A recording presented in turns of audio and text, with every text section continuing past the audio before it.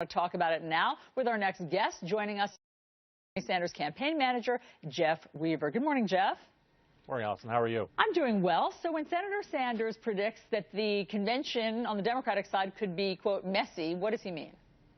Well, I think what he means is that there are going to be a number of votes taken at the convention. If we can't get, the platform planks that the senator supports in the platform during the committee process, if we can't get the electoral reform that the senator is advocating, then, of course, those things would have to go to the floor for votes during the convention.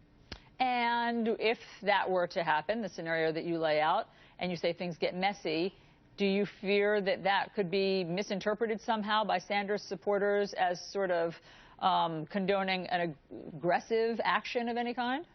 No, absolutely not. Look, there's a process that goes on at the Democratic convention. There's a committee process, and then if you don't prevail in the committee process, you can go to the floor in many cases and have the delegates as a whole vote on your proposals. And that's just the way the process works. So I think what the senator was referring to is that he intends to press his case for a progressive agenda within the Democratic Party. Press his case for electoral reform, which brings in millions of more people into the Democratic Party, makes the Democratic Party stronger, and there's a process for doing that at the convention. Yeah, I mean, I guess what I'm asking is, if it doesn't go his way, what does messy look like to you?